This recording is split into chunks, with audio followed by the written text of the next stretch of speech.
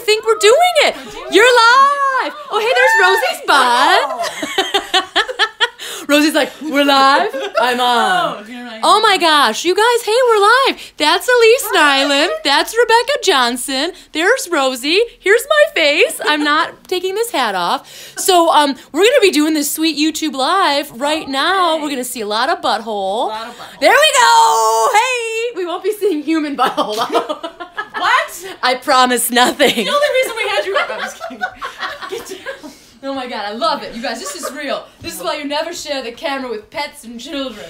They steal the show. Oh, okay, down. But we're gonna do it anyway. Here we are. Snuggles, don't bite my face. So much snuggling. Snuggling. She has her eyeball. That's her new favorite toy. It's an eyeball. It's an eyeball. What a Halloween spooky treat. Okay, don't touch the eyeball. We've learned. So you guys, I have Elyse and Rebecca here. Hello. Hello. Just to do some chats. You know how it Chatting. is. Oh, I like it. We're doing one of these. Oh. Yeah. Oh, I'm very not flexible. You see how hard that is? So let's just go this way. How does that sound? So Elyse Nylin has been on my channel before where we talked about comedy. Look at this exposed brick, though. I know. Oh my gosh. Oh, by the way, this is not my place. This is way nicer. No. It is. They're neighbors. We're not going to tell you where we live. Because you're the internet. But we live very close to each other. We do. Yeah. Where did you want me? Sorry, I interrupted. That's okay. We're going to be interrupted all the time by the millions of chats that are going to be happening. Not one yet, but soon. So I want to talk about comedy spaces and vulnerability. So your background, like by day, you're like a scientist, professional. Yeah. Professional. You've done autopsies before. I have. Yeah. You've held some human brains. Human brains. But then you also do laughs at night. I do. Yeah. I do night laughs. Night laughs. So yeah, I tell the show that you. Oh, you know. the show. Yeah. I'm speaking to the show or speaking to you? No, just tell Speak us to the about your show. actual show that you do. Oh, my show. We're gonna get to you. I run the monthly show. It's an open mic and showcase called You Joke Like a Girl. It's the last Wednesday of every month, except for this month it is on the 20th, so which is actually the third Wednesday. So yeah, the first half is an open mic. The second half is a showcase with 4 women. It's an all women identifying, very queer, positive, whatever you are, come to us and say words. Yeah. Say words with us now. Say words. Do you like how this is very crooked? I love Oh, it. yeah. Yeah. I feel like It's Batman. exactly. Old school Batman. Old school. So you're doing that show, right? Yeah. Now, Rebecca, you go to the show often. Yes, often. And I officially, what do you call it? Dating? What's the thing? You guys are together. Yeah, we're together. You're Yeah. smoochers. Are we? You're smooching. So you're going, did you go before? Like, how did you guys meet each No. other? We met on Tinder. Internets. Oh, yeah. On the Because internet. this is the modern way. Yes. Yeah. Yes. And you are not directly involved in comedy. No, not at all. You are like, an academic. You've She got might all be of this the... month. Oh. Because she plays a little... Oh, secrets. YouTube Live first.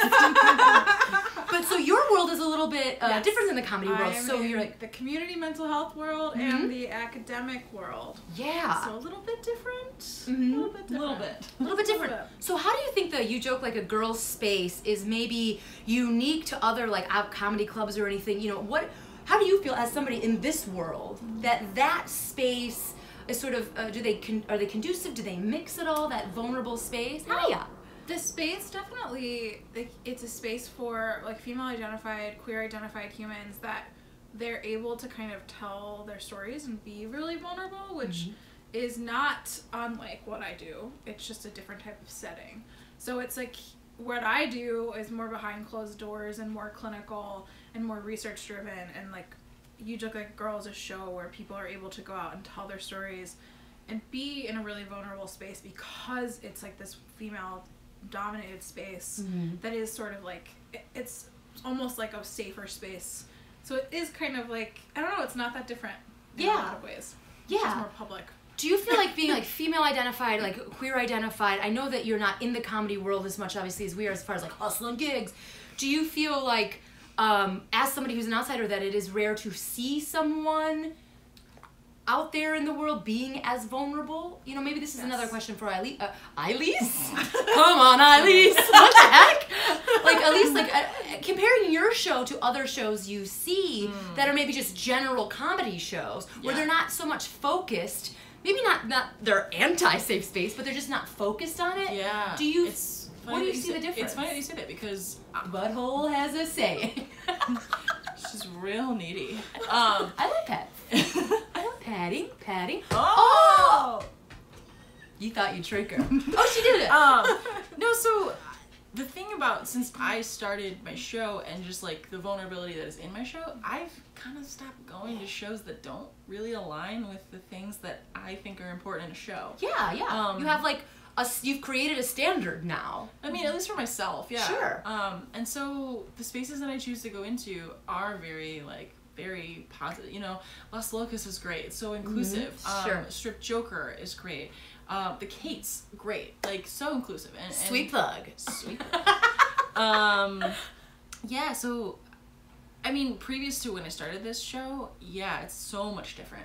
Because, especially, and I'm really not man-bashing. I'm really not. But having mixed genders sometimes is not good for women. Mm-hmm. And it makes people not feel good. Like, at one of my last shows, a girl was saying that she got up there and she was like, this is super different because the last time I was at an open mic, like, the guy before me, like, spent 4 minutes defending Harvey Weinstein, and then I had to go up and be like, tampons. And she was like, the only female at that show. Sure.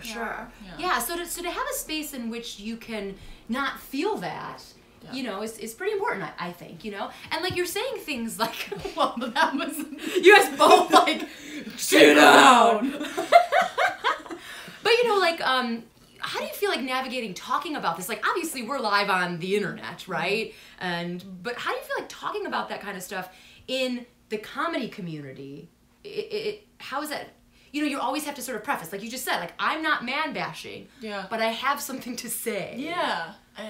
It's tricky to navigate, it's right? So tricky. Yeah. And all of this, I mean, we talk about this all the time, all of these, like, these things that are coming out about men, or, you know, these high-powered men that, and it creates a lot of feelings. Mm-hmm. And we both had situations in our lives where, you know, things have happened, and just, like, so many things are coming back up. And so I expect that now. I expect to go to my mic every month and hear someone talk about something that's super close to them, super vulnerable, and I don't know what it is. It's just the kind of people that choose to come and stay and have been coming, that they are creating that, like, space where it's okay, and people don't really have to preface too much of, like, I'm not saying this, or not, you know, don't have to you don't have to qualify it in that space. Yeah. And people are just good, I think, for them. Yeah, I think so too. And I feel like, you know, one of the things, you know, with the Kates as well is, like, just creating an anchor where people can go and then have that space where they can talk about things and then go out in the world and feel a little bit more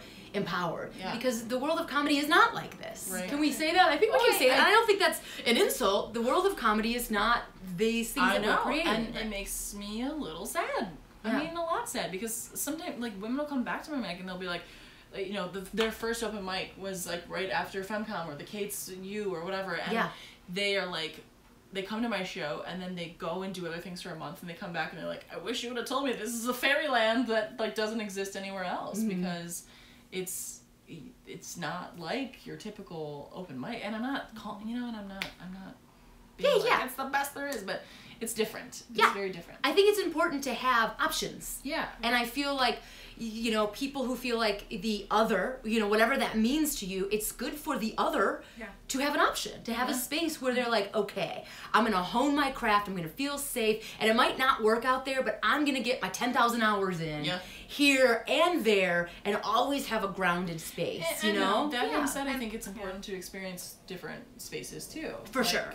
Because that's the world. Like, the world is not a bubble that we want it to be. Yeah. But having a space like this to, like, you know, sort of believe in yourself. Yeah. Go out there, get your teeth kicked in, and then be like, all right, thank you for that reminder, and then coming back. Yeah. Now, Rebecca, what about you? Now, you mentioned, like, how do you feel, like, the vulnerable space, right? Yes. But you guys, we were talking a little bit before going live about, like, how you guys, like, what do you guys discuss after the show? Everything. Yeah. Because, you know, you're in mental health. What'd you think of this one? Yeah. Your mental health, and there's also, like, a lot of vulnerability. There's also a lot of, like, personal storytelling. So I'm sure, I'm good. You know, are you, like, as a professional, you're like, comedians, they got a lot to say. Therapy. This is was really just like a business card. Business card, business card, business card, business card. No, I think everybody needs therapy. No. I agree with that statement, by the way. I think that, like, we really like to post-game all comedy shows that I go to with Elyse because I am a very opinionated person. Yes, but what I really like about you is we've seen a lot of different people, and there may be things about them, about something in their set that you didn't particularly like or didn't connect with, but you always have something positive to say about them, which I really like about you. Yeah. I'm really good at the compliment sandwich. Oh, sure. I've been practicing. So if my one mentor is listening, you know, I have been practicing my mentor sandwich. You gotta like butter them up before you're like, these are the great things. Yeah. And here are my notes. Critical, and then you have to end on something positive. But I think that like when you're like with your partner, you don't have to do that. Oh yeah. You can be a little more open, right? And be like, what was the deal with that? It's just that does not work for me. But I think that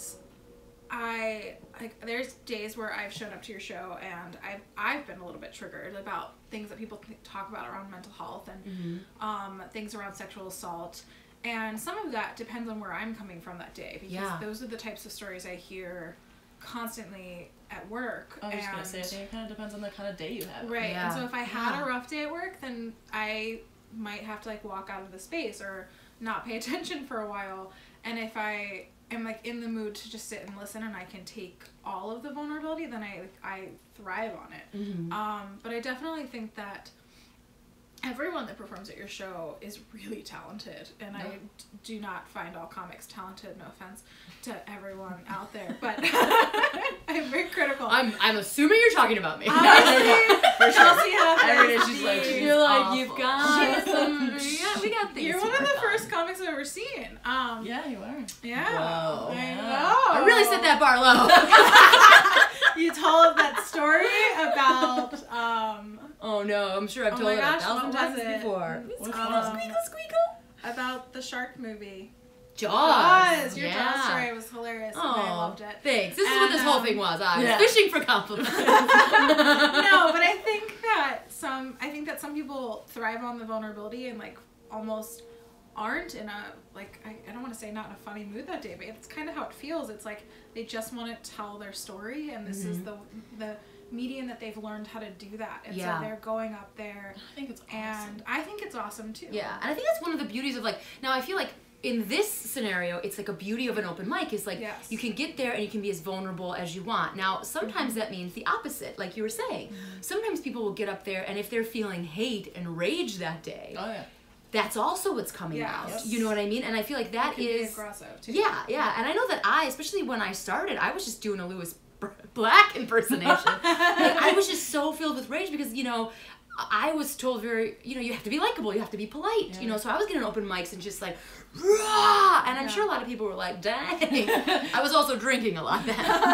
So, you know what I'm trying to say? Like, I feel like there is like two sides or whatever. But I think that's what the beauty of it is, because it's so different when you go to a show where you just see a show, like showcases, and you see like people's sets versus seeing an open mic and then seeing a showcase, because the open mic, you see people just vulnerable and like relating to their day. Like there's so many people that get up there and they obviously had a plan and they're like, the most ridiculous thing happened to me today, and you're like, okay, check the script. Right. And I think that's really great, and it's such a beautiful space to be able to do that. And so you're saying the combination of open mic showcase and for an audience member to see sort of, this is what comedians are working on, these are maybe newer comics or comics, this isn't honed material, stick around. Another thing that you've noticed, because she's seen, you know, I think a lot of the comics that come to your open mic are like real talented. Yeah, but no, but I mean, you see them repeatedly, and then sometimes you'll see them do like an actual like I have so much fun. A showcase, and so she like sees the honing process, which is kind of weird for just like a non-comedy. Yeah, but like, I write and I do all sorts of things, and I was a musician in my first life, and so it's very fun to like I love seeing the same comic do the same set or portions of sets like multiple times, because I love to be like, no, they did that better last week, or like, Yeah. or like, no, that was Compliment great. sandwich. Like I wish. Compliment sandwich. Like, I this is great because I like love where they're going with it, and it's like very fun for me to kind of Yeah. like pretend that I'm. But I think as a musician, I mean, that's part of the deal. Like, I think it was like, maybe it was Patton Oswalt or someone who said that, like, you watching a comedian become it's amazing. find their point of view, find their identity, is similar to like watching a musician, watching a band grow. It's a really beautiful process. Yeah, which I think is, that's what I think you like Which nerd the out. yeah, like, I totally nerd out. That's I not think like it's try to great. fish for too much, but like that's what kind of like you are doing right now in your job is like you're seeing these people go through a process, like you're constantly, and so it's kind of like very similar. Yeah, it's just really awesome. It's not dissimilar. I feel like But- transitions are my bread and butter. So that's kind of what is happening constantly with comics, I think, is they're always sort of in this grappling process and then this moving forward, moving backwards, moving forward, moving backwards. And I work with youth that are, like, I work with transition age youth, and so they're constantly grappling and moving forward Backwards and moving and forwards, backwards yeah. and moving forward Yeah. and moving backwards. And I think that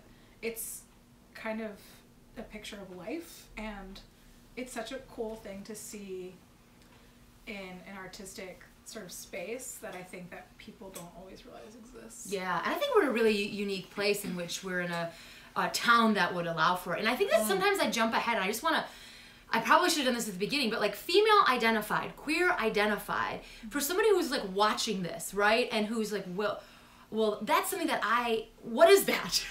Do you know what I mean? Yeah. Like, sometimes I forget because of, where I live or whatever, what that is. Oh, because we live in the Chicago bubble, as I love to call it. Yeah. And I feel like that, what would you, like if someone came to your show, right? Or, honestly, like my parents. If I was like, they're like, what do you mean? They're all like, what do you mean? Yeah, what does female identified mean? I Or what wrote is a document once, and one of my bosses was like, question mark? What is this? Yeah. And I think that, which is great that you talk about transition. Like, I think there's a shift in the language and there's a shift here. Yeah. But I even remember in our road trip up to St. Mary's, we were talking about, like, and I know it's very personal to, like, use the word, like, queer is personal, right? And for you explained it in such this beautiful way of, like, for me, it's political, and I'm not going to put words in your mouth. Go for it. No, but I feel like that, I would love to, like, end on that, because I think I'm assuming that people may know.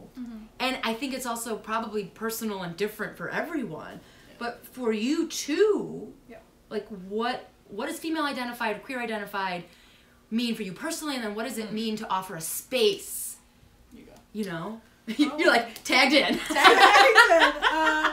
So for me, I am a cisgender woman, which means that I feel like I identify as the gender that I was assigned at birth, and but I am a sexually queer person, and to me, I really grappled with what that means for a very long time, and I was always attracted to men and women. I always said I was attracted to, like, more attracted to humans than I am to genders. Sure. And for me, it was more like the term bisexual did not make sense to me. It was very binary, very man or woman. It was very like, and there's so much negativity around it. And I think some people try to reclaim it. And for me, I actually feel that we need to be moving away from the binary of male, female, and we need to think about language and why that might not be the best term for us to be using. And my first master's is in counseling, because I'm a clinical therapist, and my second master's is in women and gender studies. And I sort of discovered... That's 2 masters. Double the In case you were... I sort of... We've got 0 masters over here. 0 masters over here. I got It's a master No. It's a bachelor sandwich. That's true. Bachelor of Fine Arts. Yeah. Not like bachelor like with a rose. Anyway. But I feel like at the end we all have to show our butts. you do. I know that's what you came over love for. it. Just the butt shot. Oh, hi! Hiya. So I kind of... Get down. I sort of Lay down. rediscovered the word queer and then learned about it from a theoretical standpoint, and then was like, this makes sense. Like, I understand when people identify that way, because it is very political, because you're sort of talking about, like, breaking down these binaries. And then I just kind of felt like I don't know, I just felt connected to it, and so that's sort of where I landed. And so was it like you got that language, so you've always sort of felt it, or you felt something, you know, and then you got the language to identify that. I gained access to like the language that exists, and it's definitely something. You don't think you need a master's degree to learn it, but it was definitely something that helped me. Like that really helped me sort of hone in, is like reading and understanding it from more of that analytic framework, and tapping you in, queer. Tapping you in. Well, and honestly, your definition and us just talking about the way that you define it is actually helped me in understanding, especially my like gender expression a little bit more, because like I hate the word lesbian. I suppose that is what I am. I prefer gay. But like I'm obviously a very like masculine presenting female, but I go by she, her. I get called him, he all the time. They, them doesn't bother me. I recently had a really interesting discussion with my therapist, actually, who is like a more butch presenting lesbian, and I went through this thing where I was like, okay, I like to look like this, like I'm going for this thing. Does that mean that I'm a trans-identifying human? Like, does that mean that, like, I don't align with the gender that I was born as? And I, like, thought about that for a really long time, and then I met a couple of people just, like, randomly at a comedy show. Like, it was an Uber driver, and we had, like, an amazing conversation. That was so funny. They were actually going through the process where they were really, really grappling with not matching up, not aligning with their biological sex, and they were trying to transition. And I was like, I don't feel like that at all. Yeah. Like, not that their experience has to be mine. But anyway, back to my therapist, and she was like, she is in her 40s, I think, and she was like, you know, my generation is having this, like, disappearance of the butch lesbian, because society, is trying to mold people's minds into being like, well, you can't be a woman but also not want to be what a woman looks like. Yeah, in society. I hear what you're saying. Like, there's a new, and this is probably a terrible way to rephrase this, but there's like a new box. Yeah. To shove it yourself in. And you're like, well, no, that isn't it either. Yeah. You know? And that just made me feel a lot more, like that one sentence, that one conversation made me feel so much more secure in the fact that, like, I just like to present myself the way that I feel comfortable. And that's wearing button-up shirts and wearing, like, not really, like, hugging my curves every single day. Because I have them. But, and I'm okay with having them, and I identify as a woman, but I don't know, it's just, and the way that you said you're, like, attracted to humans. Like, I'm attracted to women, but it's also, like, it's very interesting that, I don't know, being attracted to humans, but also being attracted to men, but also I'm, like, a more butch presenting masculine of center woman is interesting to me. Yeah, and I feel like having a space where, I mean, not just like an internet space where people can talk about it, but having like, because again, this is not always the things that like the conversation that happen at your show. Yeah. But the fact that it's like, hey, you can talk about that. You can also talk about how you love cereal. You can also you know what I'm saying? I think it's great. Like, there's been more and more women, I won't even say women, humans, who have been showing up to my mic who are female identifying, and when they come up to me, they say, this is my name, I prefer they, them. Or, like, I, don't use anything to identify my anything. Like, and I love that when people are just upfront about it. So, so I don't offend you on the back end without knowing. And And it's a safe enough, it's a space that you can do that. Where you're not going to be like, come on. And that makes me feel so good as a person when someone just feels comfortable enough to be like, hey, my name is this, I prefer they, them. And I'm like, that's so awesome. Like, let's celebrate write it that. down. Cool, I'll write it down. Like, I'll make a note. Cool. Great. Thank you for sharing that with me. Yeah, I feel like you have a show in which I think is really important, where you listen. You know, I mean, that's another thing that I think we talk about. We talk about, like, spaces in comedy. Like, in a comedy club, there's an expectation. Yes, the audience is listening, but there's, like, an expectation. Get to this thing, get to this thing, get to this thing, get to the joke, get to the punch, whatever. And that's a different, fine. That's fine. Yeah. But there's also, like, your space is a space where there's some breathing. You know? And there's still an expectation that there's going to be laughs, of course. Of course. But there's, like, a little, I don't know, there's, like, a breathing, listening, a hug, Yeah. Which I think is great, which I think is necessary. Yeah. You know? We did it! We did! We did it! Oh, where are we? Oh my gosh, and we're only a little over 15 minutes. my It's never 15 minutes. It's never 15 minutes. Well, thanks for doing this. Anytime. I loved it. Butthole. Should we end on a butt? Yeah. Oh my gosh, it's somebody. a great. And I haven't been paying attention at all. Oh my gosh, Janine. Who? It's Janine. Oh my gosh, I haven't been looking at all. So if you guys have been commenting, thanks, and watch it again and again. Oh, my face. Yeah. Okay, should we just yell bye? Bye. I never know how to end it. You just hit the X. Are you on a stopping? Yes.